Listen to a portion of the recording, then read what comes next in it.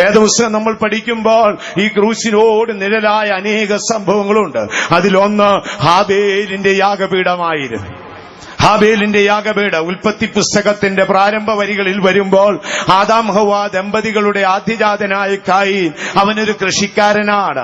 ശപിക്കപ്പെട്ട ഭൂമിയോട് മല്ലടിച്ച് വിയർത്ത് അവൻ കൃഷിഫലങ്ങൾ ഉണ്ടാക്കുന്നവനാണ്. രണ്ടാമതൊരു കുഞ്ഞ് ജനിച്ചു, പേര് ഹാബേൽ. അവന് കൃഷിയോട് വലിയ പ്രാധാന്യമില്ല. അവന്റെ കൃഷി ആടുമേയ്ക്കുന്ന ജോലിയാണ്. കാലഘട്ടം മനസ്സാക്ഷിയുടേത്. എഴുതപ്പെട്ട പ്രമാണമോ നിയമിച്ച കൽപ്പനയോ ഒന്നുമില്ല. അപ്പച്ചനും അമ്മയും ജീവിച്ചിരിക്കുന്ന കാലഘട്ടം. ഒരു ദിവസം രണ്ടുപേരും ചേട്ടനും അനിയനും കൂടെ പ്രാർത്ഥിക്കാൻ വന്നു. ബൈബിൾ അത് എടുത്തെഴുതിയിരിക്കുകയാണ്. വേദപുസ്തകത്തിലെ ആദ്യത്തെ ആരാധനയുടെ ചിത്രം കായീനും ഹാബേലും. ഹാബേൽ ആട്ടിൻകൂട്ടത്തിൽ മെച്ചമായ ആടിനെയും കൊണ്ടുവന്നു. കായീൻ താൻ അധ്വാനിച്ചുണ്ടാക്കിയ കൃഷിഫലങ്ങളുമായി വന്നു. തങ്ങളുടെ അറിവനുസരിച്ച്, അപ്പൻ പറഞ്ഞുകൊടുത്ത അറിവനുസരിച്ച്, മനസാക്ഷി ഉണർത്തിയ അറിവനുസരിച്ച് അവർ രണ്ടുപേരും കല്ലുകൊണ്ട് യാഗപീഠങ്ങൾ പെറുക്കിയുണ്ടാക്കി. ഹാബേൽ തന്റെ ആട്ടിൻകൂട്ടത്തിൽ മെച്ചമായ ഇതിനെ എടുത്ത് യാഗപീഠത്തിൽ വെച്ചു. കായീൻ താൻ അധ്വാനിച്ചുണ്ടാക്കിയ കൃഷിഫലങ്ങൾ അതിൽ വെച്ചു. രണ്ടുപേരും മുഴങ്കാൽ മടക്കി കരങ്ങൾ ഉയരത്തിലേക്ക് ഉയർത്തി അല്പനേരം പ്രാർത്ഥിച്ചുകൊണ്ടിരുന്നു. സ്വർഗം ഭൂമിയെ വീക്ഷിക്കുകയാണ്. പാപം ചെയ്ത് ദൈവത്തെ വിട്ടുപോയ മനുഷ്യൻ ദൈവത്തെ അന്വേഷിച്ചു വരുന്ന രംഗം ദൂതന്മാർ ഭൂമിയിലേക്ക് നോക്കി ആശ്ചര്യപ്പെടുകയാണ്. ഏതാനും നിമിഷങ്ങൾ കടന്നുപോയി. ദൈവം ഒരേ സമയത്ത് രണ്ട് കാര്യം നോക്കി. ഹാബേലിനെ നോക്കി, അവന്റെ വഴിപാടിനെ നോക്കി. കായീനെ നോക്കി, അവന്റെ വഴിപാടിനെ നോക്കി. കായീനിൽ ദൈവം പ്രസാദിച്ചില്ല, അതുകൊണ്ട് അവന്റെ വഴിപാടിലും പ്രസാദിച്ചില്ല. ഹാബേലിൽ ദൈവം പ്രസാദിച്ചു, അതുകൊണ്ട് അവന്റെ യാഗത്തിലും പ്രസാദിച്ചു. ഏതാനും നിമിഷങ്ങൾ കഴിഞ്ഞു, വലിയ യാഗപീഠം പുകയാൻ തുടങ്ങി. പുകഞ്ഞ് ഹാബേലിന്റെ യാഗപീഠം ഒരൊറ്റ കത്തങ്ങ് കത്തി. കായിന്റെ യാഗപീഠം പുകയുന്നുമില്ല, കത്തുന്നുമില്ല. അയാൾക്ക് ദേഷ്യം വന്നവൻ പിടിച്ച് ഒരൊറ്റ തള്ളി. എന്തൊക്കെ പറഞ്ഞെന്ന് തിരുവെഴുത്തിൽ എഴുതിയിട്ടില്ല, അതൊക്കെയോ പറഞ്ഞ ഒരൊറ്റ പൂക്കങ്ങ് പോയി. ആദ്യമായി ഭൂമിയിൽ സ്റ്റണ്ടുണ്ടാക്കുന്നത് ആരാധനയെ ചൊല്ലിയാണ്. ഇന്നുവരെയും എല്ലാ സ്റ്റണ്ടിന്റെയും കാരണം പള്ളിയെ ചൊല്ലിയും പള്ളിപ്പറമ്പിനെ ചൊല്ലിയും സ്വർഗത്തെ ചൊല്ലിയും ജാതിയെ ചൊല്ലിയും ഒക്കെയുള്ള പ്രശ്നമാണ്. ഇത് നമ്മുടെ വല്യപ്പന്മാർ അന്ന് തുടങ്ങി, അവിടെയാണ് അടി തുടങ്ങിയത്. പ്രാർത്ഥനയെ ചൊല്ലി തുടങ്ങിയ അടിയാണ്. സംഭവം എന്തെന്നറിയാമോ? ദുഷ്ടനായ കായീൻ നീതിമാനായ ഹാബേലിനെ കൊന്നു. ഭയങ്കരമായ സംഭവം. ഹൃദയത്തിൽ കുടിയേറിയ അസൂയ നാളുകളോളം വെച്ചു പുലർത്തി. ഗോതമ്പ് വയലിൽ വെച്ച് ഒന്ന് പറഞ്ഞ് രണ്ടു പറഞ്ഞ് തർക്കിച്ച് നീതിമാനായ ഹാബേലിനെ കൊന്നുമുടിച്ചു. പക്ഷേ ഹാബേലിന്റെ യാഗപീഠം നമ്മുടെ മശിഹായുടെ ക്രൂശിന് തുല്യമായിരുന്നു. കാലങ്ങൾ പലത് കടന്നുപോയി. കൽദയരുടെ പട്ടണം വിട്ട് കനാൻ എന്ന ദേശത്തേക്ക് യാത്രയായ അബ്രഹാമിനോട് ദൈവം ഒരു വാഗ്ദത്ത സന്തതിയെ കുറിച്ച് പറഞ്ഞു. 60-ാമത്തെ വയസ്സിൽ യാത്ര തിരിച്ചവൻ 75-ാമത്തെ വയസ്സിൽ തനിക്ക് ജനിക്കാൻ പോകുന്ന കുഞ്ഞിനെ കുറിച്ചുള്ള ദർശനം പ്രാപിച്ചു. കാലങ്ങൾ പലത് കടന്നുപോയി. 100-ാമത്തെ വയസ്സിൽ അദ്ദേഹത്തിന് 100 വയസ്സ് പ്രായമുള്ളപ്പോൾ ഒരു കുഞ്ഞിനെ ലഭിച്ചു. പേര് ഇസഹാക്ക്.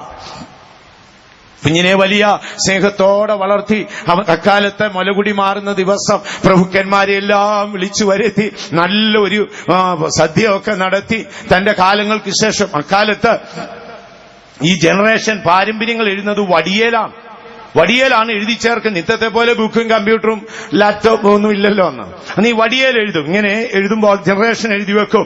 ഫസ്റ്റിൽ എഴുതും ആദാം, ഉൽപ്പത്തി ഫസ്റ്റിൽ ദൈവം എന്ന് എഴുതിയിട്ടുണ്ട്, സെക്കൻഡിൽ ആദാം എന്ന് എഴുതിയിട്ടുണ്ട്, മൂന്നാമത് ഏനോശ് എന്ന് എഴുതിയിട്ടുണ്ട്. ഇങ്ങനെ എഴുതിയിരിക്കുകയാണ്. അപ്പൊ ആ വടി ഇങ്ങനെ തിരിച്ചു വായിച്ചാൽ അതിലെ കുത്തും വരയും വെച്ചുകൊണ്ട് നമുക്ക് വായിച്ചെടുക്കാം. അങ്ങനെയാണ് അന്ന് എഴുതിയിരുന്നത്. അങ്ങനെ വന്ന് അബ്രഹാം കഴിഞ്ഞ് ഐസക് എന്നുള്ളിടത്ത് വന്ന് സ്റ്റോപ്പായി.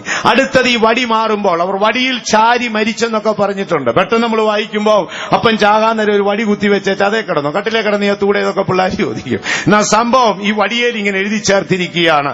അപ്പോൾ ആ ദിവസം ആ കുഞ്ഞിനെ മുലകുടി മാറിയ സന്തോഷ ദിനത്തിങ്കൽ ഈ അബ്രഹാം ദേശവാസികളെ വിളിച്ചു വരുത്തി ഐസക്കിനെ കൊണ്ടിതങ്ങ് വായിപ്പിച്ചു.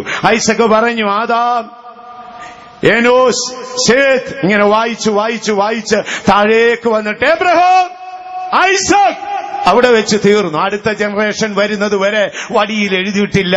അത് വളരെ നിത്യം നിയമമായിരുന്നു. ചില നാളുകൾ കഴിഞ്ഞുപോയി. എല്ലാവരും അടുത്ത അവകാശി ഐസക്കാണെന്ന് പ്രഖ്യാപിച്ചു കഴിഞ്ഞു. ഒരു രാത്രിയിൽ ദൈവം അബ്രഹാമിനോട് പറഞ്ഞു, അബ്രഹാം, നീ സ്നേഹിക്കുന്ന നിന്റെ ഏകജാതനായ ഇസഹാക്കിനെ മോറിയ മലയിൽ കൊണ്ടുപോയി യാഗം കഴിക്കണം. വ്യാകുലപ്പെട്ട മനസ്സിനുടമയായെങ്കിൽ പോലും ഉറപ്പുള്ള വിശ്വാസത്തോടെ ദൈവത്തിൽ വിശ്രമിച്ചു. നന്നാ രാവിലെ എഴുന്നേച്ചു. കുറെ ജോലിക്കാരെയൊക്കെ സംഘടിപ്പിച്ചു. ഇസഹാക്ക് ചെന്ന് സാറായോട് പറഞ്ഞു, അമ്മേ, ഞാൻ അപ്പച്ചന്റെ കൂടെ യാഗം കഴിക്കാൻ പോവുകയാണേ. 2-3 ദിവസം കഴിഞ്ഞിട്ടേ വരത്തുള്ളൂ. പാവം അമ്മ ഇതൊന്നും അറിയുന്നില്ലല്ലോ. അമ്മ കെട്ടിപ്പിടിച്ച് ചുംബിച്ച് മോൻ എത്രയും വേഗം വരണമെന്ന് പറഞ്ഞു വിട്ടതാ. പോകുന്ന വഴി മോറിയാമല കണ്ടു. കുന്നും മലകളും താണ്ടി അവർ മൈലുകൾ താണ്ടി ദൂരേക്ക് പോകുകയാണ്. കൽദേറ പട്ടണം വിട്ട് മടങ്ങി വരുമ്പോൾ ഈ ദേശത്തൂടെയാണ് വന്നത്. താനും തന്റെ പിതാക്കന്മാര് സേവിച്ചിരുന്ന കൽരൂപങ്ങളും വിഗ്രഹങ്ങളും ഒക്കെ അവിടെ പല്ലിളിച്ചിരിപ്പുണ്ട്. അതിനിടയിൽ കൂടെ വേണം ഈ കുഞ്ഞിനെയും കൊണ്ടുപോകുവാൻ. നീ ഞങ്ങളെ വിട്ട് ജീവനുള്ള ദൈവത്തിന്റെ പുറകെ പോയിട്ട് നിനക്ക് ഈ ഗതികേട് വന്നില്ലയോ എന്ന ചോദ്യത്തോടെ ആ വികൃത രൂപങ്ങൾ നിൽക്കുകയാണ്. ദൂരത്ത് വെച്ച് കണ്ടപ്പോൾ കൂടുള്ളവരോട് പറഞ്ഞു, അവിടെ ഇരുന്നാട്ടെ, കഴുതിയൊക്കെ അവിടെ കെട്ടിക്കോളാൻ പറഞ്ഞു. അതിനുശേഷം ഈ കുഞ്ഞും അപ്പച്ചനും ഈ മോനും കൂടെ തന്നെ പോവുക. വയസ്സനാണ്. വയസ്സനിങ്ങനെ അതിവേഗം കൈവീശി പോവുക. അരയിലൊരു നല്ല വാള് കെട്ടിയിട്ടുണ്ട്. കയ്യിലിടയ്ക്കിടയ്ക്ക് പന്തം ഇങ്ങനെ വീശി വീശി കത്തിക്കുന്നുണ്ട് കെടാതിരിക്കാൻ. തൊട്ടുപുറയിൽ ഈ കുഞ്ഞു ബാലൻ വിറക് ചുമക്കുന്നുണ്ട്. ഈ വിറക് യാദൃശ്യമായി ചുമന്നതല്ല. മാനവരാശിയെ, നിന്റെ ആകൃത്യത്തിന് ഗെത്സമന തുടങ്ങി ഗോൽഗോഥായോളം പീഡനം അനുഭവിക്കുമ്പോൾ, പീലാത്തോസിന്റെ അരമനയിൽ നിന്ന് ആ ഗോൽഗോഥായോളം ക്രൂശ് ചുമക്കുമ്പോൾ, ഏറിയ വർഷങ്ങൾക്ക് മുൻപ് ഐസക് ഇതുപോലെ യാഗപീഠത്തിന്റെ വിറകും ചുമന്നുകൊണ്ടുപോയി.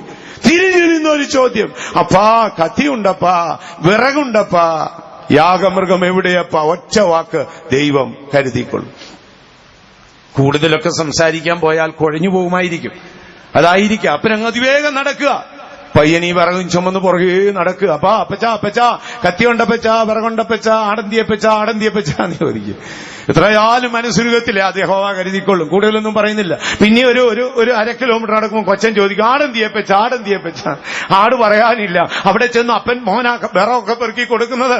മനോഹരമായൊരു ദേശത്തെന്നു യാഗമുണ്ടെന്ന് അറിഞ്ഞപ്പോഴേ കഴുകൻ ചുറ്റി പറക്കാൻ തുടങ്ങി. അവിടെ എല്ലാം യാഗപീഠങ്ങൾ അർപ്പിച്ചതിന്റെ അങ്ങിങ്ങായി കിടക്കുന്ന, പൊളിഞ്ഞു കിടക്കുന്ന യാഗപീഠങ്ങൾ കാണാം. യാഗപീഠം പെറുക്കി വെച്ചു. ആ ഓരോ വിറകൾ ഇങ്ങനെ മോനാ എടുത്തു കൊടുക്കുന്നത്. എല്ലാം കഴിഞ്ഞു. ഏതാനും നിമിഷമായി അപ്പന്റെ അരയിൽ ഒരു വലിയ ഒരു നല്ല തുണി കെട്ടിയിട്ടുണ്ട്. അടുക്കൽ ചെന്നു. കുഞ്ഞിങ്ങനെ മൗനമായി നിന്നു. കുഞ്ഞിനെ ഉറുമ്പടക്കം കെട്ടിപ്പിടിച്ചു. അരയിൽ കെട്ടിയിരുന്ന തോർത്തഴിച്ചെടുത്തു. കുഞ്ഞിന്റെ കൈകൾ പുറകിലേക്ക് കെട്ടി, കാലുകൾ ചേർത്ത് കെട്ടി. ഇടം വലം നോക്കിയില്ല. വയോധ്യൻ കുഞ്ഞിനെ തൂക്കിയെടുത്ത് യാഗപീഠത്തിൽ കിടത്തി. സ്വർഗം ഭൂമിയിലേക്ക് നോക്കി. വീണുപോയ ദൂതന്മാർ പകച്ചു നിന്നു. ഭൂമിയിൽ ജഡശരീരത്തിലുള്ള ഒരു മനുഷ്യൻ ദൈവത്തെ പ്രസാദിപ്പിക്കുവാൻ ഇത്ര ഭയങ്കരമായ കാര്യം ചെയ്യുന്നുവോ? ഏതാനും നിമിഷങ്ങൾ മാത്രം യാഗപീഠത്തിലേക്ക് കിടത്തി. ഉറയിൽ സൂക്ഷിച്ച് കത്തിയെടുത്തു. ഇടം വലം നോക്കി. ദൈവസിംഹാസനത്തെ ഒരു നിമിഷം ധ്യാനിച്ചു. അബ്രഹാമിന്റെ കൈകൾ ആകാശത്തിലേക്ക് പൊങ്ങി. ബൈക്കിൽ നിന്നൊരു വിളി, എബ്രഹാം, എബ്രഹാം. ബാലന്റെ മേൽ കൈവയ്ക്കരുത്. സംഭവം യാദൃശ്യമല്ല. വർഷങ്ങൾക്ക് മുൻപ് ഇസഹാക്ക് ചുമന്ന വിറക് നമ്മുടെ കർത്താവായ യേശു ചുമന്ന യാഗമൃഗത്തിന്റെ വിറകായിരുന്നു. ആ ക്രൂശ് ഇസഹാക്കേ, നീ അർപ്പിക്കപ്പെടുവാൻ ഒരു യാഗപീഠത്തിന്റെ വിറക് ചുമന്നതുപോലെ നമ്മുടെ കർത്താവായ യേശു ദൈവത്തിന്റെ ക്രോധാഗ്നിയിൽ വെന്തരിയുവാൻ അവൻ ചുമന്ന വിറകാണ് ആ ക്രൂശ്. അത് വിശ്വസിക്കുന്നവർ കരങ്ങൾ ഉയർത്തി ശക്തിയായിട്ട് ഒരു ഹല്ലേലൂയ പറഞ്ഞോട്ടെ. ദൈവത്തിന് മഹത്വം ഉണ്ടാകട്ടെ. അടുത്തതായി നമ്മൾ ഈ ക്രൂശിനെ നോക്കിയാൽ ഈജിപ്തിൽ നമുക്ക് കാണാം.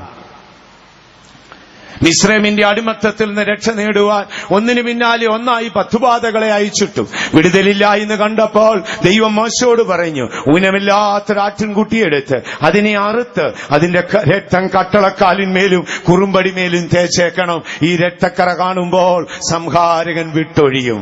ഈ കട്ടളക്കാലും കുറുമ്പടിയും കാലസമ്പൂർണതയിൽ അറക്കപ്പെടുവാൻ പോകുന്ന ആ പരിശുദ്ധ രക്തം തളിക്കപ്പെടാൻ പോകുന്ന മശിഹായുടെ ക്രൂശുമരണത്തെ കണ്ടുകൊണ്ടാണ് 1500 വർഷങ്ങൾക്ക് മുൻപ്, മശിഹായുടെ ക്രൂശ് മരണത്തിന് 1500 വർഷം മുൻപ് മോശ മിസ്രൈമിലെ കട്ടളക്കാലിന്മേലും കുറുമ്പടിമേലും ഈ രക്തം തേച്ചത്. കാലങ്ങൾ വീണ്ടും കടന്നുപോയി. വീണ്ടും ഇസ്രായേൽ മിസ്രൈം വിട്ടു ചെങ്കടൽ കടന്നു വിതയും കൊയ്ത്തുമില്ലാത്ത മരുഭൂമിയിലെത്തി. മരുഭൂമിയിലെത്തുമ്പോൾ പാളയത്തിൽ അഗ്നിസർപ്പത്തിന്റെ കടിയേറ്റു. ദുർമോഹികളായ ഇസ്രായേലിന് ന്യായവിധി എന്ന വണ്ണം അഗ്നിസർപ്പത്തിന്റെ കടിയേറ്റു വിറയ്ക്കാൻ തുടങ്ങി. മോശ വ്യാകുലപ്പെട്ടുപോയി. പാളയത്തിൽ അഗ്നിസർപ്പത്തിന്റെ സാന്നിധ്യമുണ്ട്. യഹോവ മോശയോട് പറഞ്ഞു, മോശേ, നീ താമരം കൊണ്ടൊരു സർപ്പം ഉണ്ടാക്കണം. സർപ്പം എന്നത് ശാപവും താമരം എന്നത് ന്യായവിധിയുമാണ്. സർപ്പം ശാപരൂപമാണ്, താമരം ന്യായവിധിയാണ്. സമാഗമന കൂടാരത്തിന്റെ വാതിക്കൽ ഉയരമുള്ള ഒരു കൊടിമരത്തിൽ സർപ്പരൂപത്തിൽ അടിച്ചുണ്ടാക്കിയ ഒരു താമര സർപ്പത്തെ മോശ ഉയർത്തി. കാലസമ്പൂർണതയിൽ മനുഷ്യാവതാരമെടുത്ത് ലോകത്തിലേക്ക് വന്ന മശിഹായെ സന്ദർശിച്ച യഹൂദ പ്രമാണിയായ നിക്കോദിമോസിനോട് യേശു പറയുന്നു, നിക്കോദിമോസേ, മോശ മരുഭൂമിയിൽ താമര സർപ്പത്തെ ഉയർത്തിയതുപോലെ മനുഷ്യപുത്രൻ ഉയർത്തപ്പെടേണ്ടി വരും. അപ്പോൾ ആ താമര സർപ്പത്തിന്റെ ആ കൊടിമരം യേശുവിന്റെ ക്രൂശിന് തുല്യമാണ്. മശിഹായെ പോയി നോക്കുവീൻ, അവൻ ശാപരൂപമായി കിടക്കുന്ന കണ്ടില്ലേ? അവന്റെ മേൽ ന്യായവിധി വന്നില്ലേ? താമ്രം ന്യായവിധിക്കും, സർപ്പം ശാപത്തിന് നിഴലായിരുന്നു. കാലങ്ങൾ കടന്നുപോയി. മശിഹാ ജനിക്കുന്നതിന് ഏറെക്കുറെ 900-നും 950-നും ഇടയിൽ മശിഹായുടെ 27ാം തലമുറക്കാരനായിരുന്ന ഭക്തനായ സോളമൻ തന്റെ ഉത്തമഗീത പുസ്തകത്തിൽ ഇങ്ങനെ എഴുതി, കാട്ടുമരങ്ങൾക്കിടയിലെ നാരകം പോലെ എന്റെ പ്രാണപ്രിയന്റെ ക്രൂശ് ഞാൻ കാണുന്നു. ഈ നാരകത്തിന് എന്തുണ്ട് പ്രത്യേകത? ഒന്നത് കയ്പ് നിറഞ്ഞതാണ്, രണ്ടത് പുളിയുള്ളതാണ്. കയ്പും പുളിയുമുള്ള ഒരു ക്രൂശിനെ അവൻ കണ്ടു. എന്നിട്ട് പറയുന്നു, അതിന്റെ ചുവട്ടിൽ ഞാൻ അതിമോദത്തോടെ ഇരുന്നു. ഒരു ക്രിസ്ത്യാനിക്ക് അതിമോദത്തോടെ ഇരിക്കുവാൻ ആകാശത്തിന്റെ കീഴ് ഭൂമിക്ക് മുകളിൽ ഒരിടമുണ്ടെങ്കിൽ അത് രക്ഷകൻ പരമയാഗമായി തീർന്ന ആ കാൽവറി ക്രൂശാണ്. അത് വിശ്വസിക്കുന്നവർ കരങ്ങൾ ഉയർത്തി ശക്തിയായിട്ട് ഒരു ഹല്ലേലൂയ പറഞ്ഞാട്ടെ. അപ്പോൾ നമ്മളിപ്പോൾ രണ്ട് കാര്യം ചിന്തിച്ചു. നിങ്ങൾക്ക് എത്രമാത്രം മനസ്സിലായെന്ന് അറിഞ്ഞുകൂടാ, എങ്കിലും ചെറിയൊരു രൂപരേഖ. പലരും ഉറങ്ങിത്തുടങ്ങി. നിങ്ങൾ കൂർക്കം വലിച്ചുറങ്ങും മുമ്പ് ഞാൻ അവസാനിപ്പിച്ചേക്കാം. ദൈവത്തിന് മഹത്വം ഉണ്ടാകട്ടെ. സമയം അതിവേഗം പോയിക്കൊണ്ടിരിക്കുന്നു. അടുത്ത ഭാഗത്തേക്ക് നമുക്ക് കടന്നു വരാം. ഇനി അടുത്ത ചിന്താ വിഷയം നമ്മുടെ യേശു ആരാണെന്നുള്ളത്. കർത്താവ് ക്രൂശിന്റെ ഒരു ചെറിയ രൂപരേഖ നിങ്ങൾക്ക് മനസ്സിലായി കാണും. അതിലുപരി ഈ ക്രൂശ് ബൈബിൾ പറയുന്ന നിർദ്ദേശങ്ങൾ എങ്ങനെ അല്ലെങ്കിൽ എന്ത് സാമ്യം എന്നുള്ളത് നിങ്ങൾ ഗ്രഹിച്ചു കാണും. അടുത്ത ഭാഗത്തേക്ക് നമുക്ക് കടന്നു വരാം. അടുത്തതായിട്ട് ഈ യേശു ക്രിസ്തു ആരാണ്? ക്രിസ്തു ആരാണ്? ദൈവത്തിന് മഹത്വം ഉണ്ടാകട്ടെ. ഒരു നാൾ സ്ത്രീഹന്മാർ ചോദിച്ചല്ലോ, കാറ്റും കടലും കൂടെ ഇവന്റെ വാക്ക് കേൾക്കുന്നു, ഇവനാർ? ഈ ലോകത്തിൽ യേശുവിനെ കുറിച്ചുള്ള അറിവ് വ്യത്യസ്ത രീതിയിലാണ്. ദൈവത്തിന് മഹത്വം ഉണ്ടാകട്ടെ. ആരാണ് ഈ യേശു? ദൈവത്തിന് മഹത്വം ഉണ്ടാകട്ടെ. തിരുവെഴുത്തിലേക്ക് നാം കടന്നു വരുമ്പോൾ കർത്താവായ യേശു ക്രിസ്തുവിനെ കുറിച്ചുള്ള പുരാതന മതങ്ങൾ എന്തു പറയുന്നു എന്ന് നമുക്ക് ചെറിയൊരു ഭാഗം ചിന്തിക്കാം. പുരാതന മതങ്ങളിൽ ഒന്നാണ് യഹൂദ മതം. അവരുടെ മതഗ്രന്ഥമാണ് തൽമൂദ്. ആ തൽമൂദില് ഏറെക്കുറെ 156 പ്രാവശ്യം മശിഹായെക്കുറിച്ചുള്ള പ്രവചനങ്ങൾ ഉണ്ടായിരുന്നു. പിൽക്കാലത്ത് ബൈബിൾ ക്രമീകരിക്കുമ്പോൾ ഈ പ്രവാചകന്മാരുടെ പല പ്രവചന പുസ്തകങ്ങളും ബൈബിൾ പുസ്തകങ്ങളായി തീർന്നിട്ടുണ്ട്. പ്രത്യേകിച്ച് നമ്മുടെ പഴയ നിയമത്തിലെ പ്രശസ്തരായ പ്രവാചകന്മാരുടെയും ദാവീദിന്റെ സങ്കീർത്തനങ്ങളും മോശയുടെ ന്യായപ്രമാണവും ഒക്കെ യഹൂദന്മാരുടെ മതഗ്രന്ഥമായ തൽമൂദിന്റെ ഭാഗമായിരുന്നു. ഇങ്ങനെ 156 പ്രാവശ്യം ഈ യഹൂദന്മാരുടെ മതഗ്രന്ഥത്തില് മശിഹായെക്കുറിച്ചുള്ള പ്രവചനമുണ്ട്. പക്ഷെ അവർ മശിഹായെ അംഗീകരിക്കുന്നില്ല. മശിഹ വരുമെന്നാണ് അവർ പറയുന്നത്. ഇന്ന് ഇസ്രായേൽ നാട്ടിലെ സമ്പന്നരായ ആത്മീയരായ പല യഹൂദന്മാരും മശിഹായുടെ പ്രത്യക്ഷത പ്രതീക്ഷിക്കുകയാണ്. വീണുപോയ ദാവീദ് രാജാവിന്റെ കൂടാരത്തെ പുതുക്കി പണിയുവാൻ യേശു വരും എന്നാണ് അവർ വിശ്വസിക്കുന്നത്. അപ്പോൾ മുൻപ് വന്നത് ആരാണ്? ആ ചോദ്യത്തിന് അവർ പറയുന്ന ഏതോ ഒരു പ്രവാചകൻ. യേശുവായിട്ട് അവർ അംഗീകരിച്ചിട്ടില്ല. ഇന്നും 62 ലക്ഷത്തോളം ജനം ഇസ്രായേലുണ്ട്. അവർക്കിടയിൽ ഒരു ഭാഗം ഇസ്ലാം മതവിശ്വാസികളാണ്, അവരിൽ ഒരു ഭാഗം കത്തോലിക്കരാണ്, അവരിൽ ഒരു ഭാഗം പ്രൊട്ടസ്റ്റന്റ് സമൂഹമാണ്, അവരിൽ ഒരു ഭാഗം യഹൂദ മതമായ തൽമൂദ് വിശ്വസിക്കുന്നവരാണ്. ഈ യഹൂദ മതത്തിന്റെ മതഗ്രന്ഥമായ തൽമൂദ് വിശ്വസിക്കുന്ന ഒരു യഹൂദനും യേശുവിനെ ദൈവമായിട്ട് അംഗീകരിക്കത്തില്ല. അവര് പറയുന്നത് ഏതോ ഒരു പ്രവാചകൻ വന്നു. അന്ന് അറിവില്ലാത്തവർ മുൻഗാമികളായ പ്രവാചകന്മാരെ കൊന്നുമുടിക്കും പോലെ അദ്ദേഹത്തെ കൊന്നുകളഞ്ഞു. അദ്ദേഹം വരും. അതാണ് അവരുടെ പ്രതീക്ഷ. യഹൂദന്മാർ ഇന്നും കാത്തിരിക്കുകയാണ്. യേശു വരും. വീണുപോയ ദാവീദിന്റെ കൂടാരത്തെ പുതുക്കി പണിയുവാൻ യേശു വരുമെന്ന് അവർ വിശ്വസിക്കുക. രണ്ടാമതായി ആഗോളവ്യാപകമായി പ്രശസ്തിയുള്ള ഒരു വലിയ മതമാണ് ഇസ്ലാം മതം. 82 രാഷ്ട്രങ്ങളിലായി 168 കോടിയോളം ജനം ഇസ്ലാമികരാണ്. ദൈവത്തിന് മഹത്വം ഉണ്ടാകട്ടെ. ഇസ്ലാമിന്റെ മതഗ്രന്ഥമായ ഖുർആൻ പഠിച്ചാൽ ആദാം തുടങ്ങി മുഹമ്മദ് നബി വരെയുള്ള 4500ഓളം വർഷത്തിനിടയിൽ അള്ളാഹു ഭൂമിയിൽ പ്രശസ്തരായ 7000ഓളം പ്രവാചകന്മാരെ അയച്ചിട്ടുണ്ട്. 4500 വർഷത്തിനുള്ളിൽ 7000ഓളം പ്രശസ്തരായ നബിമാരെ അയച്ചിട്ടുണ്ട്. അതിലേറ്റവും പ്രശസ്തനായ നബിയാണ് ഈസാ നബി. മുഹമ്മദ് നബിക്ക് 500 വർഷങ്ങൾക്കപ്പുറം അദ്ദേഹം ജനിച്ചെന്ന് ആ ഇസ്ലാമിക മതഗ്രന്ഥമായ ഖുർആൻ വളരെ വ്യക്തമായി പറയുകയാണ്. യേശുവിന്റെ ജനനം, യേശുവിന്റെ അമ്മയായ മറിയയുടെ കുടുംബ പശ്ചാത്തലമെല്ലാം വളരെ പ്രശസ്തിയായിട്ടാണ് ഖുർആനിൽ എടുത്തെഴുതിയിരിക്കുന്നത്.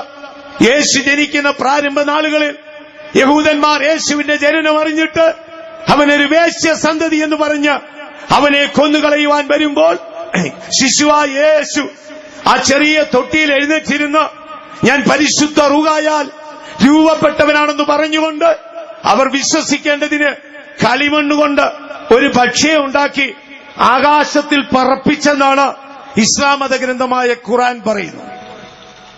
യേശു വരും. അവരുടെ വിശ്വാസമനുസരിച്ച് ഈ യുഗത്തിന്റെ അന്ത്യത്തിൽ യേശു വരും. ലോകത്തെ ആകമാനം വഞ്ചിക്കുന്ന ദജാൽ എന്ന വഞ്ചകനെ കൊന്നുകളയുവാൻ ഈസാ നബി പ്രത്യക്ഷനായി ജിൽദ ഗേറ്റിങ്കിൽ വെച്ച് അവനെ കൊന്നുകളയുമെന്ന് ഇസ്ലാമിക മതഗ്രന്ഥമായ ഖുർആൻ പിൻഗാമികളെ പഠിപ്പിച്ചിരിക്കുന്നു. അപ്പോൾ ഖുർആനിൽ യേശുവിനെ കുറിച്ച് പറയുന്നതാണ്. പക്ഷെ 2 കാര്യം ഖുർആൻ അംഗീകരിക്കുന്നില്ല. ഒന്ന്, ദൈവത്തിന്റെ പുത്രത്വം അംഗീകരിക്കുന്നില്ല. അള്ളാഹുവിനൊരു പുത്രനില്ല, അത് സൃഷ്ടി മാത്രമെന്നാണ്. രണ്ടാമത്, ഈസാ നബിയുടെ ക്രൂശീകരണം ഇസ്ലാം അംഗീകരിക്കുന്നില്ല. കാരണം ഒരിക്കലും അവനെ ക്രൂശിക്കുവാൻ റോമന് കഴിയത്തില്ലെന്നാണ് അവരുടെ വിശ്വാസം. അന്തിമ നിമിഷത്തിൽ ദുഷ്ടന്മാരുടെ കണ്ണുകളെ കെട്ടി ഈസാ നബിയെ പോലെ ഒരുവനെ ഭൂമിയിൽ അയച്ചിട്ട് ഈസാ നബിയെ സ്വർഗത്തിലെടുത്തെന്നും ഈ യുഗത്തിന്റെ അന്ത്യത്തിൽ ഈസാ നബി പ്രത്യക്ഷനാകുമെന്നും ഇസ്ലാമിക മതഗ്രന്ഥമായ ഖുർആൻ പറഞ്ഞിരിക്കുകയാണ്. മറ്റു മതങ്ങളുടെ ഭാഗങ്ങളിലേക്ക് നമുക്ക് നോക്കാം. പുരാതന ഭാരതത്തിലെ മതങ്ങളെക്കുറിച്ച് പഠിക്കുമ്പോൾ ഭാരതത്തിൽ ഉണ്ടായിരുന്ന ചില വേദങ്ങളിൽ അക്കാലത്തെ ഭക്തന്മാർ ഈ യേശുവിന്റെ സാന്നിധ്യത്തെ യാചിച്ചു പ്രാർത്ഥിക്കുന്ന കാണാം. സന്ധ്യാപ്രാർത്ഥനകളിലും സൂര്യ നമസ്കാരത്തിലും പ്രഭാത നമസ്കാരത്തിലൊക്കെയും അവർ മനോവേദനയോടെ പ്രാർത്ഥിച്ചു.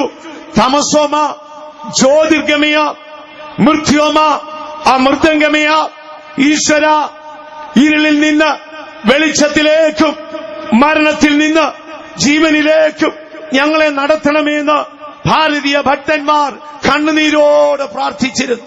ദൈവത്തിന് മഹത്വം ഉണ്ടാകട്ടെ.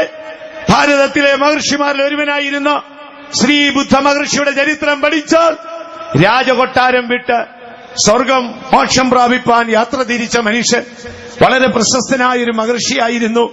ഒരു നാൾ തന്റെ ചരിത്രം പറയുന്നത്, ഒരമ്മ തന്റെ ഒരു കുഞ്ഞ് അകാലത്തിൽ മരിച്ചുപോയി. മനോവേദനയോടെ ഈ കുഞ്ഞുമായി മഹർഷിയുടെ അടുക്കൽ ചെന്നു. മഹർഷിയോട് എന്റെ കുഞ്ഞിനെ ജീവിപ്പിക്കാമോ എന്ന് ചോദിച്ചു. മനോവേദനയോടെ കരയുന്ന ഈ അമ്മയുടെ വാക്ക് കേട്ടപ്പോൾ ഈ മഹർഷി പറഞ്ഞു, നീ പോയി ദുഃഖവും മരണവുമില്ലാത്ത ഒരു ഗ്രാമത്തിൽ ചെന്ന് അവിടെ നിന്നൊരു വടി വാങ്ങിക്കൊണ്ടുവാ. കേട്ടപാടെ കുഞ്ഞിനോടുള്ള സ്നേഹത്തിൽ ഈ അമ്മ സമീപമുള്ള എല്ലാ ഗ്രാമങ്ങളിലും പോയി. ദുഃഖവും മരണവുമില്ലാത്ത ഗ്രാമം തേടി അവൾ യാത്രയായി. പക്ഷെ അവൾക്ക് എങ്ങും കണ്ടെത്താൻ കഴിഞ്ഞില്ല. മനോവേദനയോടെ അവൾ മടങ്ങി വന്നു. അവൾ മഹർഷിയോട് പറഞ്ഞു. അപ്പോൾ മഹർഷി പറഞ്ഞു, ജീവനും കരുണയും ഏകുന്ന ഒരുവൻ വരും. ജീവനും കരുണയും ഏകുന്ന ഒരുവൻ ഭൂമിയിൽ വരും. അതാരായിരുന്നു? ജീവനും കരുണയും ഏകി ലോകത്തിൽ വെളിച്ചമായി വന്ന ഒരുവനുണ്ട്. അത് നസ്രേനായ യേശുവാണ്. വിശ്വസിക്കുന്നവർ കരങ്ങൾ ഉയർത്തി ശക്തിയായിട്ട് ഒരു ഹല്ലേലൂയ പറഞ്ഞാട്ട്. ദൈവത്തിന് മഹത്വം ഉണ്ടാകട്ടെ. ഇപ്പോൾ ഭാരതത്തിലെ മതപശ്ചാത്തലമാണ് നാം ചിന്തിച്ചുകൊണ്ടിരിക്കുന്നത്. പുരാതന മഹർഷിമാരൊക്കെയും ഇവയെക്കുറിച്ച് ബോധവാന്മാരായിരുന്നു. അപ്പോൾ ഇനി നമുക്ക് അടുത്തതായി നോക്കേണ്ടത് ചരിത്ര പശ്ചാത്തലം എന്ന് പറയുന്നു. ചരിത്രം പറയുന്നത് AD BC രണ്ട് കാലഘട്ടമായി ഈ ലോകത്തിന്റെ കാലഘട്ടത്തെ തിരിച്ചത് നസ്രേനായ യേശുവാണ്. ലോകപ്രശസ്തരായ എത്രയോ പേർ ജനിച്ചു.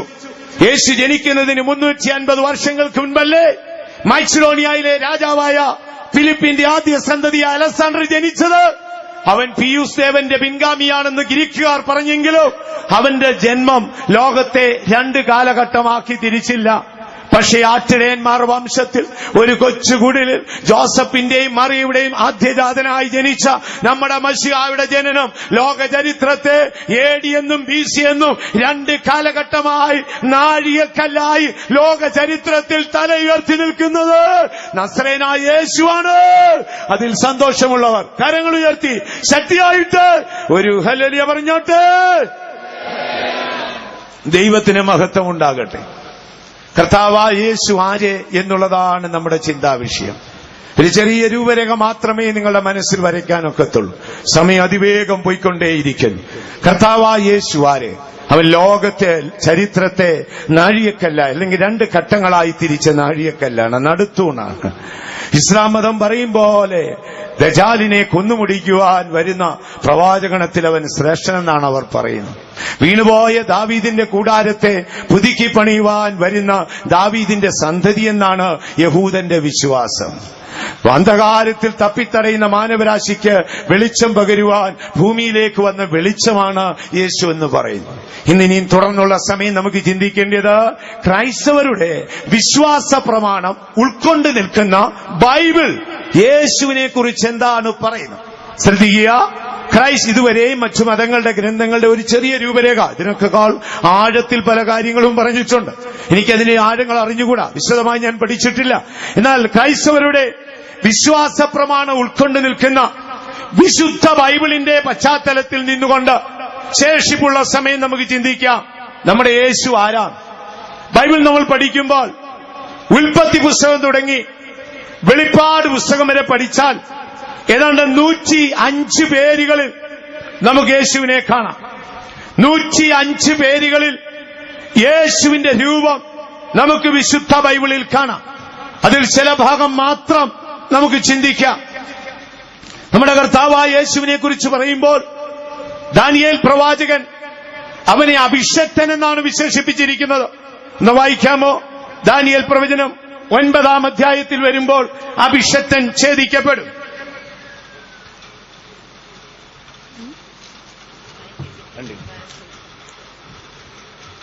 അഭിഷക്തനായവൻ ഛേദിക്കപ്പെടും. എബ്രായ വാക്കിൽ അവന് മശിഹ എന്ന വാക്കാണ്. അത് ഗ്രീക്ക് വാക്കിൽ ക്രിസ്റ്റോസ് എന്ന വാക്കാണ്. എന്നാൽ ഇംഗ്ലീഷുകാർ അതിന് ക്രൈസ്റ്റ് എന്ന വാക്ക് കൊടുത്തു. മശിഹ എന്നും ക്രിസ്റ്റോസ് എന്നും ക്രൈസ്റ്റ് എന്ന് പറഞ്ഞാൽ അത് അഭിഷക്തൻ, അറുക്കപ്പെടാൻ നിയോഗിക്കപ്പെട്ടവൻ എന്നാണ്. വീണ്ടും നാം തിരുവെഴുത്ത് പഠിക്കുമ്പോൾ മശിഹ ജനിക്കുന്നതിന് 680-ൽ പരം വർഷങ്ങൾക്കപ്പുറം ഇസ്രായേൽ ജീവിച്ചിരുന്ന ഇസ്രായേൽ പ്രവാചകണത്തില് ഏറ്റവും ശ്രേഷ്ഠനായ യേശാവ് യേശുവിനെ ഇമ്മാനുവേൽ എന്നാണ് വിളിച്ചിരിക്കുന്നത്. ദൈവം മനുഷ്യനോടുകൂടെ വസിക്കുന്നു എന്നർത്ഥമുള്ള ഇമ്മാനുവേൽ എന്ന പേരാണ് ലഭിച്ചിരിക്കുന്നത്. യേശു ജനിക്കുന്നതിന് നാളുകൾക്ക് മുൻപ് ഗബ്രിയേൽ ദൂതൻ വന്ന മറിയത്തോട് സംസാരിച്ചു. കൃപ ലഭിച്ചവളെ, നിനക്ക് വന്ദനം, പരിശുദ്ധാത്മാവ് നിന്റെ മേൽ വരും, അത്യുന്നതന്റെ ശക്തി നിന്റെ മേൽ നിഴലിടും, നീ ഒരു വിശുദ്ധ പ്രജയെ പ്രസവിക്കും, അവൻ വലിയവനായി തീരും, അവൻ ജനത്തെ പാപത്തിൽ നിന്ന് രക്ഷിപ്പാൻ ഇരിക്കുന്നത് കൊണ്ട് നീ അവന് യേശു എന്ന് പേരിടണം.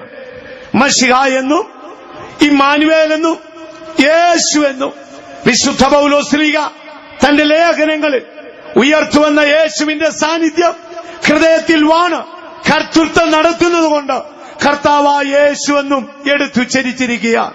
അപ്പോ ബൈബിളിൽ 105 പേരുകളിൽ 105 രീതികളിൽ യേശുവിന്റെ രൂപം പറയുമ്പോൾ ഈ 4 വാക്കുകളിലാണ് നിൽക്കുന്നത്. മശിഹയായിട്ടും ഇമ്മാനുവേലായിട്ടും യേശുവായിട്ടും കർത്താവായിട്ടുമാണ്. ദൈവത്തിന് മഹത്വം ഉണ്ടാകട്ടെ. ഇനി ഈ കർത്താവായ യേശുവിന്റെ ആഴങ്ങൾ നമ്മൾ പഠിക്കുമ്പോൾ അത് പല ഭാഗങ്ങളായി നമുക്ക് തിരിച്ചു പഠിക്കാം. അനാദി നിത്യതയിലെ യേശുവിന്റെ രൂപത്തെക്കുറിച്ച് നമുക്കൊന്ന് ചിന്തിക്കാം. അനാദി നിത്യതയിൽ സകല സൃഷ്ടിക്കും മുൻപേ യേശു ഉണ്ടായിരുന്നു. യേശുവിന്റെ രൂപമെന്ന് പറയുന്നത് വചനമായിരുന്നു. വേദപുസ്തകം നമ്മൾ പഠിച്ചാൽ വചനം എന്ന വാക്കിന് 4 വശങ്ങളുണ്ട്. ഒന്ന് ക്രൈസ്റ്റ്, 2 ലോങ്കോസ്, 3 റീമ, 4 റോക്കിയോ. ഈ വാക്കുകളാണ് ഈ വചനം എന്നതിന് കൊടുത്തിരിക്കുന്നത്. യോഹന്നാന്റെ സുവിശേഷം 1 അധ്യായം 1 വാക്യത്തിൽ വരുമ്പോൾ ഒരാദിയെക്കുറിച്ച് പറയുന്നു. ആദിയിൽ വചനമുണ്ടായിരുന്നു, വചനം ദൈവത്തോട് കൂടെയായിരുന്നു, ഈ വചനം ദൈവമായിരുന്നു. അനാദി നിത്യതയിൽ നമ്മുടെ യേശുവിന്റെ രൂപം വചനമായിട്ടാണ്. വചനം ദൈവത്തോട് കൂടെയായിരുന്നു, വചനം ദൈവമായിരുന്നു. കാലസമ്പൂർണ്ണം വന്നപ്പോൾ വചനം ജഡമായി തീർന്ന് കൃപയും സത്യവും നിറഞ്ഞവനായി നമ്മുടെ ഇടയിലേക്ക് വന്നു. അപ്പോൾ അനാദി നിത്യതയിൽ പരിശുദ്ധ പിതാവിന്റെ സന്നിധാനത്തിൽ നമ്മുടെ യേശു വചനമായിരുന്നു. വീണ്ടും പൗലോസ് പറഞ്ഞു അവൻ അവന്റെ തേജസ്സിന്റെ പ്രഭയായിരുന്നു. വീണ്ടും പൗലോസ് പറഞ്ഞു അവൻ തത്വത്തിന്റെ മുദ്രയായിരുന്നു.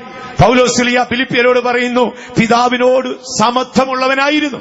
വചനമാണെന്നും തേജസ്സായിരുന്നെന്നും തത്വത്തിന്റെ മുദ്രയായിരുന്നെന്നും ഒക്കെ യേശുവിനെ കുറിച്ച് അനാദി നിത്യതയുടെ രൂപം പറയുകയാണ്. പോട്ടെ, ഇനി നിങ്ങൾ സ്വർഗത്തിൽ ചെന്നാൽ അവിടെ നമുക്ക് യേശുവിനെ കാണാൻ ഒക്കുമോ? അവിടെ നമുക്ക് ഇമ്മാനുവേലിനെ കാണാൻ ഒക്കുമോ? ഇല്ല. അവിടെ നമുക്ക് യേശു എന്നൊരു പേരോടുകൂടെ കാണാനൊക്കത്തില്ല. മനുഷ്യനെ പാപത്തിൽ നിന്ന് രക്ഷിച്ചു കഴിഞ്ഞപ്പോഴേ ആ പേരിന് നീക്കം വന്നു. നിങ്ങൾ സ്വർഗത്തിൽ ചെന്നാൽ കാണാം വചനമായി തന്നെ. അവനെ കണ്ടു, അവന്റെ തുടയിൽ വചനമെന്ന് എഴുതിയിരിക്കുന്നത് ഞാൻ കണ്ടു. നമ്മൾ കർത്താവേ യേശുവേ എന്നൊക്കെ വിളിക്കും. പല ഭാഷകളിൽ പലരും വിളിക്കും, ഇല്ലേ? യേശുവേ, യേശുപ്പച്ചാ എന്നൊക്കെ നമ്മൾ വിളിക്കും. നമ്മൾ വിളിക്കുന്നതിൽ പിണക്കില്ല. പക്ഷെ സ്വർഗത്തിൽ ചെന്നാൽ അവിടെ രാത്രിയില്ല, ഒരേ ഒരു ദിവസമേ ഉള്ളൂ. ആ ദിവസം ഇങ്ങനെ തുടരുകയാണ്. അവിടെ നമുക്ക് യേശു എന്നോ ഇമ്മാനുവേലെന്നോ അഭിഷക്തനെന്നൊന്നുമില്ല. ഒരേ ഒരു നെയ്യും എന്ന് വെച്ചാൽ വചനം. ഞാൻ പറഞ്ഞല്ലോ, തിരുവെഴുത്തിൽ വചനത്തെ 4ആയി തിരിച്ചു. ഒന്നാമത്തെ വചനമെന്ന് പറയുന്നത് ക്രൈസ്റ്റ്. വചനം ജഡമായി തീർന്ന് നമുക്കിടയിലേക്ക് വന്നു. ആദിയിൽ വചനമുണ്ടായിരുന്നു, വചനം ദൈവത്തോടു കൂടെയായിരുന്നു, വചനം ദൈവമായിരുന്നു. ഈ വചനമാണ് കാലസമ്പൂർണതയിൽ മനുഷ്യനായി ലോകത്തിൽ വന്നു. രണ്ടാമത്തെ വചനം നമ്മുടെ കയ്യിലിരിക്കുന്ന ബൈബിളാണ്. ഗ്രീക്കിൽ ലോങ്കോസ് എന്നൊരു വാക്കാണ്. മിനുസമുള്ള പ്രകാശരശ്മി മിനുസമുള്ള ഒരു പ്രതലത്തിൽ തട്ടി മറ്റൊരു ദിശയിലേക്ക് പോകുന്ന പ്രവണതയ്ക്കാണ് ഗ്രീക്കുകാർ ആ വാക്ക് പറഞ്ഞിരുന്നത്. 1000 തലമുറയ്ക്ക് കൈമാറി വന്ന ആകാശവും ഭൂമിയും മാറിയാലും മാറാത്ത ബൈബിളാണ് ആ വാക്ക്. ഇനി മറ്റൊന്നുണ്ട് ദൈവമക്കളെ, അതിന് ബൈബിൾ പറയുന്നത് റീമ എന്നാണ്.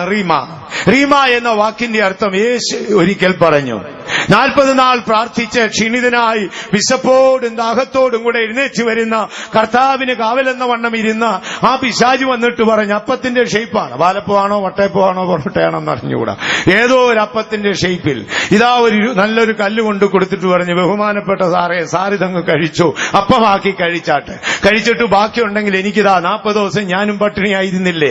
ഇതൊന്നും ചോദിച്ചില്ല. വിശപ്പും ദാഹവും തന്നെ കടന്നാക്രമിക്കുന്നെന്ന് കണ്ടിട്ട് യേശു അടുക്കൽ വന്ന് സാത്താനോട് പറഞ്ഞു, യേശു തിരിഞ്ഞു നോക്കി, സാത്താനെ, മനുഷ്യൻ അപ്പം കൊണ്ട് മാത്രമല്ല ദൈവത്തിന്റെ വായിൽ നിന്ന് പുറപ്പെട്ടു വരുന്ന വചനം കൊണ്ട് ജീവിക്കുന്നു. ഇത് യേശുവല്ല, ഇത് തിരുവെഴുത്തിൽ എഴുതിയതല്ല, ദൈവം സംസാരിച്ച വാക്കാണ്. ഇതിന് ഗ്രീക്കിൽ റീമ എന്ന വാക്കാണ്. യേശു പറഞ്ഞ പിശാച് പറച്ചുപോയി. അപ്പൊ നമ്മള് ഇത് എഴുതപ്പെട്ട വചനമുണ്ട്, ദൈവത്തിന്റെ വായിൽ നിന്ന് പുറപ്പെട്ടു വരുന്ന വചനമുണ്ട്. അത് ഭക്ഷിക്കാം, അപ്പം ഭക്ഷിക്കുന്ന പോലെ ഭക്ഷിക്കാം. നിന്റെ വചനം ഞാൻ കണ്ടെത്തി ഭക്ഷിച്ചു, തേനിലും തേൻകട്ടയിലും മധുരം. മൂന്നാമത്തേത് നമ്മൾ നോക്കുമ്പോൾ റോക്കിയോ എന്ന് പറഞ്ഞാൽ ആത്മാവിന്റെ വാളാണ്, നമ്മുടെ വായിൽ നിന്ന് വരുന്ന വചനം. നിങ്ങൾ പറയുന്ന അന്യഭാഷ ഒന്നും നിങ്ങൾക്ക് അറിഞ്ഞുകൂടാ. ബൈബിളിലൊരു വാക്കുണ്ട്, സമുദ്രത്തിൽ നിന്നൊരു മൃഗം കയറി വന്നു, ഇവൻ ആഴത്തിൽ മുറിവേറ്റു. വർഷങ്ങൾക്ക് മുമ്പേ മരിച്ചുപോയ നമ്മുടെ കൊട്ടാരക്കലുണ്ടായിരുന്ന PS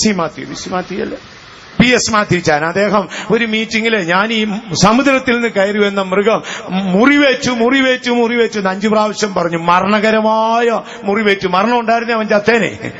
മരണകരമായ മുറിവേറ്റെന്ന് 5 പ്രാവശ്യം എഴുതിയിട്ടുണ്ട്. ഞാനിത് പ്രസംഗിച്ചു പോയ ശേഷം അദ്ദേഹം എനിക്കൊരു കുറിപ്പെഴുതി തന്നു. മരണകരമായ മുറിവേറ്റെന്ന് പറഞ്ഞല്ലോ, ആരാണ് ഇവനെ മുറിപ്പെടുത്തിയത്? അന്ന് തുടങ്ങി ഞാനും ചിന്തിച്ചു, ഭൂമിയിൽ 6ാമത്തെ സാമ്രാജ്യം സ്ഥാപിക്കുവാൻ ജനസമൂഹത്തിനിടയിൽ നിന്ന് കയറി വരുന്ന ഈ എതിർക്രിസ്തുവിനെ, ഈ മൃഗത്തെ ആരാണ് മുറിപ്പെടുത്തിയത്? അവന് മനുഷ്യനെ പോലെ മരണമുണ്ടായിരുന്നെങ്കിൽ അവൻ മരിച്ചേനെ. മരണമില്ലാത്തത് കൊണ്ട് അവൻ മരിച്ചില്ല, പക്ഷേ അവന് മരണകരമായ മുറിവേറ്റു. ആരാണ് മുറിപ്പെടുത്തിയെന്നറിയാമോ? കഴിഞ്ഞ 1-ാം നൂറ്റാണ്ട് തുടങ്ങി പെന്തക്കോസ്ത് നാളിൽ പരിശുദ്ധാത്മാവ് ഈ ഭൂമിയിൽ ഇറങ്ങി വന്ന നിമിഷം തുടങ്ങി അഭിഷക്തരായ വിശുദ്ധന്മാരുടെ വായിൽ നിന്ന് പുറപ്പെട്ട റോക്കിയോ എന്ന ദൈവവചനമെന്ന വാളുകൊണ്ട് ഈ സാത്താൻ മുറിവേറ്റിരിക്കുകയാണ്. അത് വിശ്വസിക്കുന്നവർ കരങ്ങൾ ഉയർത്തി ശക്തിയായിട്ട് ഒരു ഹല്ലേലൂയ പറഞ്ഞോട്ടെ.